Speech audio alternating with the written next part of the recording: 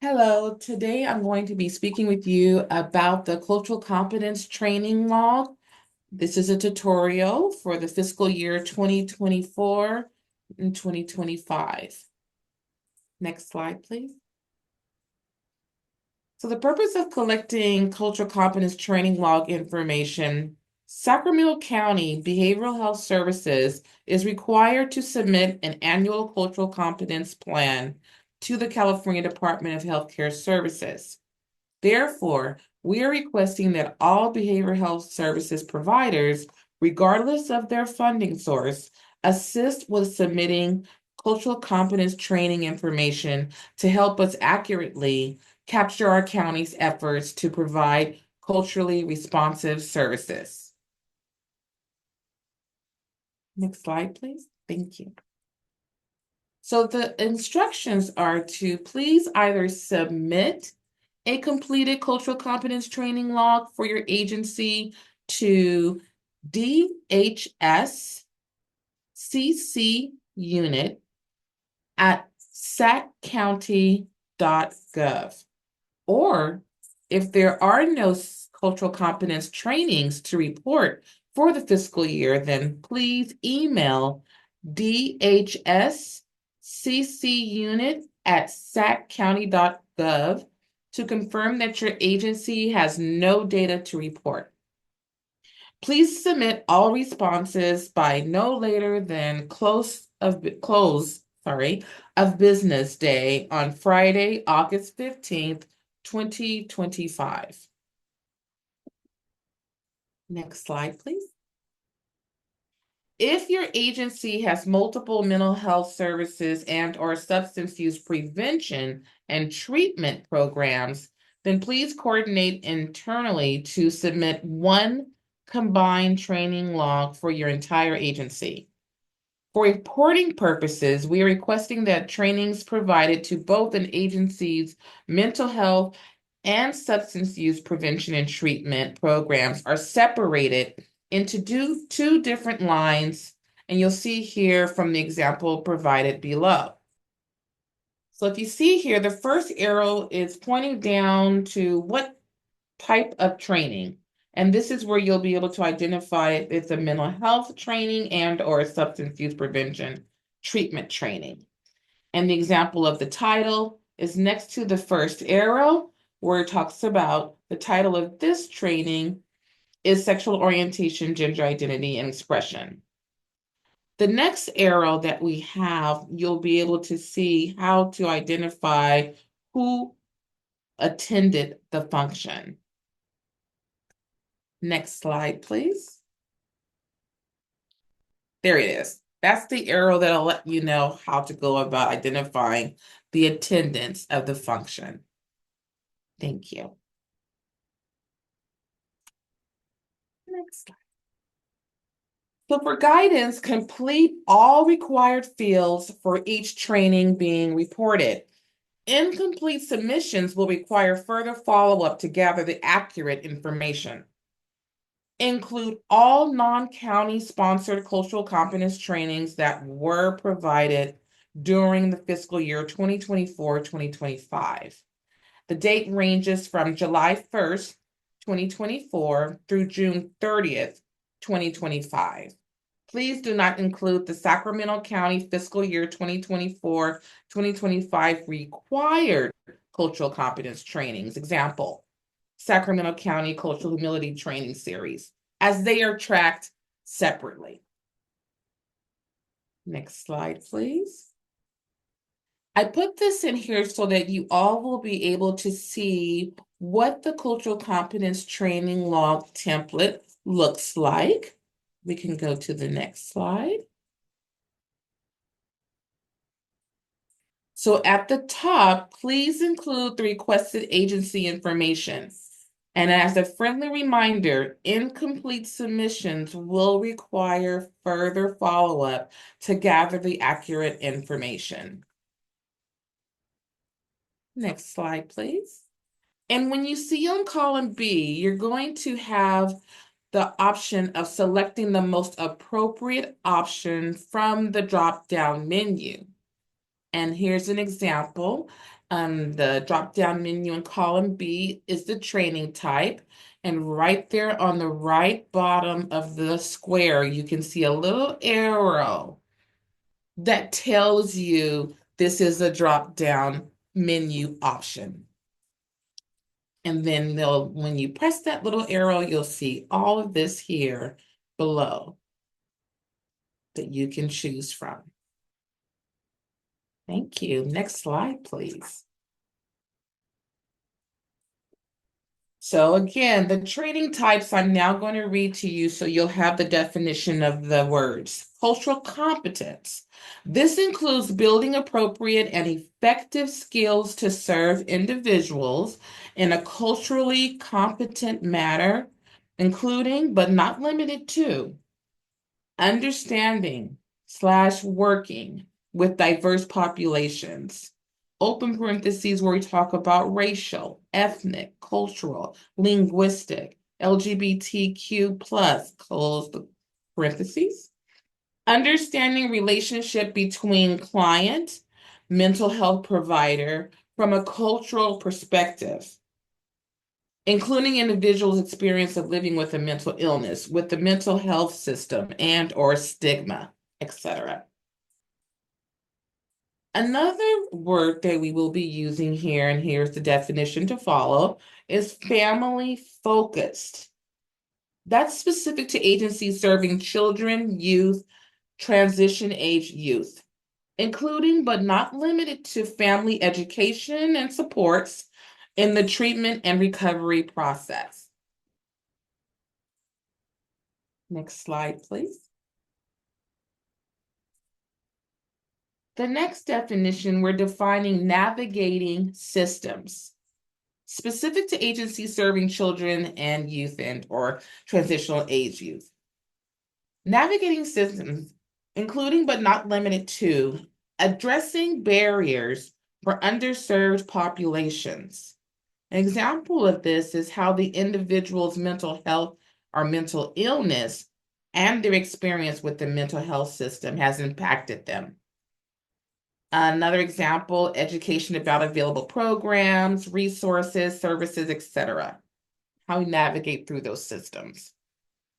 The next word that we will be defining is resiliency.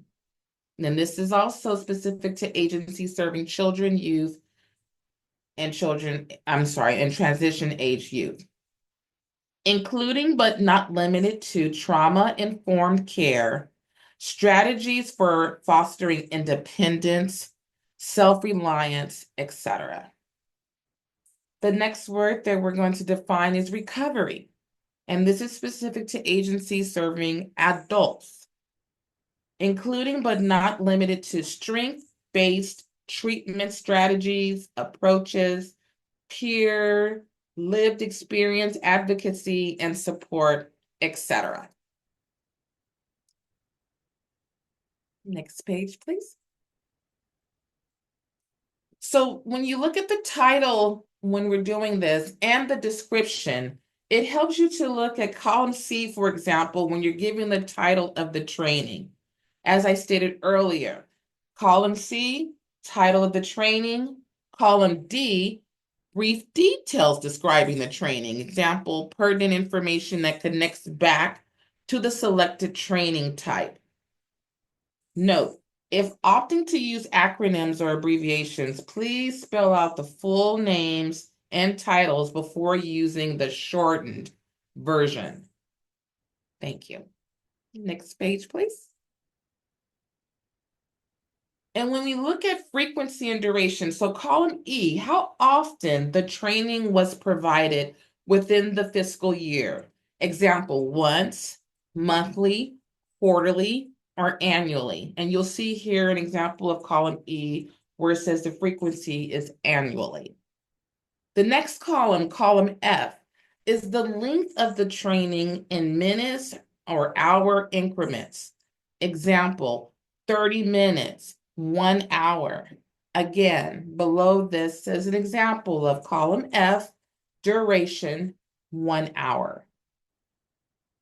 Next slide, please.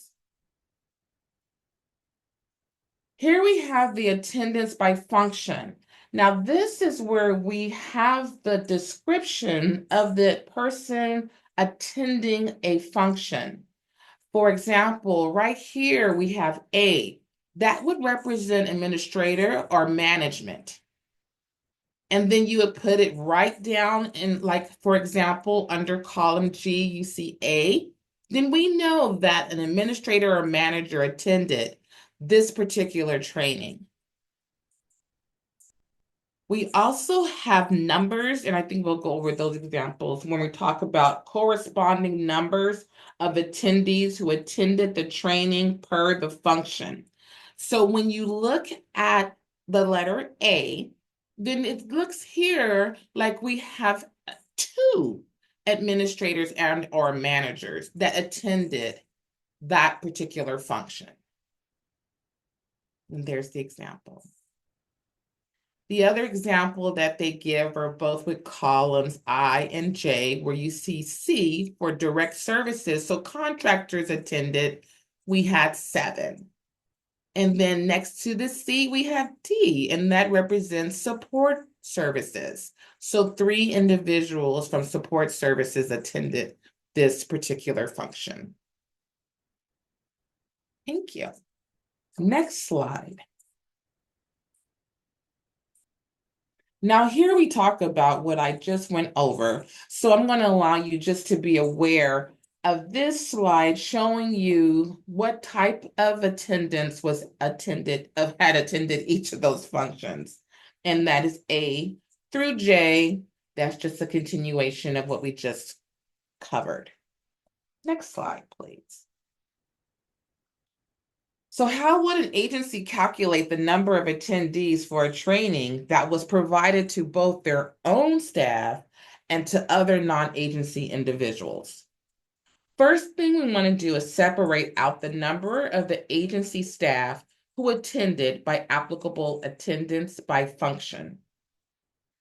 Non-agency staff who attended the training may be counted under the applicable attendance by function. And here are some categories that gives examples below.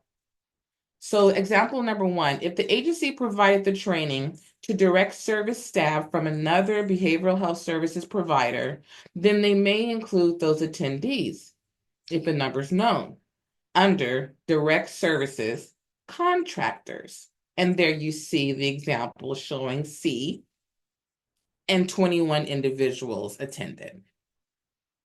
Now, example 2, if the agency provided the training to the community members, then they may count those attendees, if the number is known, under the respective attendance by function category for the applicable community groups. And then we look under E, and that is the person who attended, the type of attendee that attended, and the number of them is 18. Next page, please.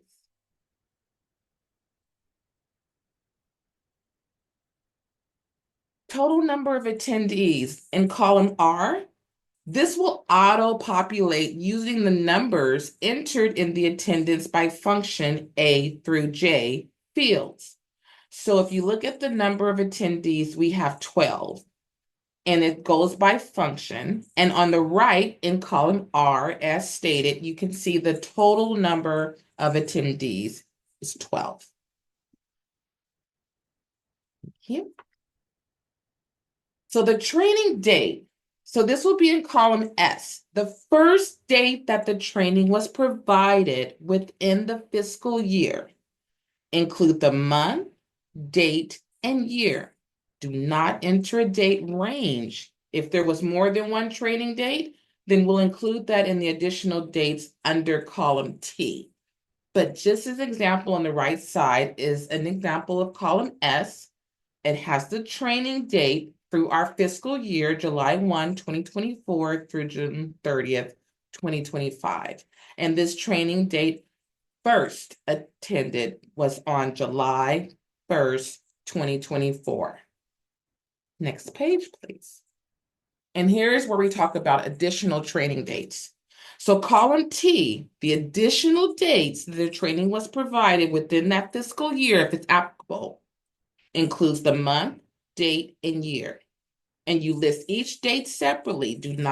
Please do not enter a date range. So the example on the left has column T, and then you can see how they added the additional training dates within this fiscal year.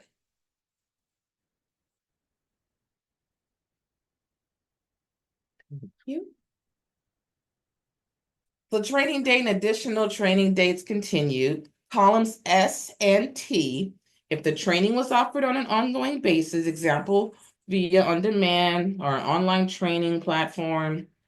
Under column S, you'll enter the specific date that the training was first made available. And the example is right under column S to your right, where you have July 1st, 2024. And under column T, you will enter the specific date that the training was last made available. Example, June 30th, 2025.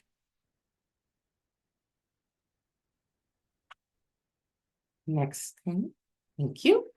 So the total number of training days, column U.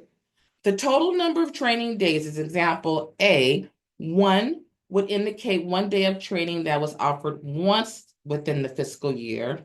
A 2 would indicate a 2-day training.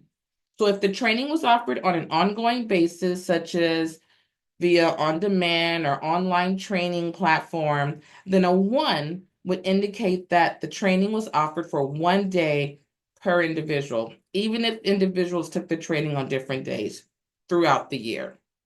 And to your right, we have that example.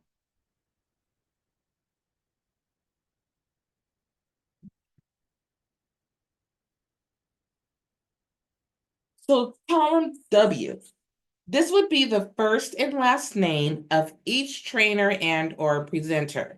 If this was an on-demand or online training and no trainer presenter information was made available, then just include the name of the training platform used.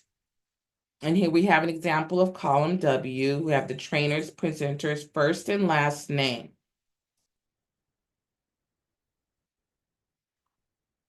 Next. Thank you. So how would an agency enter information for a same topic training series held across multiple days? If the same cohort of individuals attended the entire training series across all days, then the agency may opt to report out all the training details under one line item. If there were differences across each training day, for example, different topics and or if different attendees attended each day, then it is recommended to separate the training details into different lines. And below, you can see those examples.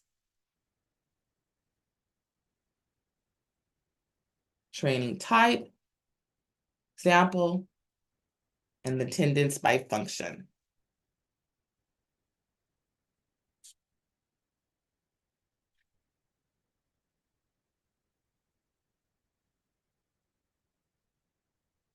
If you all who have been here listening to this presentation have any additional questions, please contact DHS CC Unit at saccounty.gov. Thank you for being here.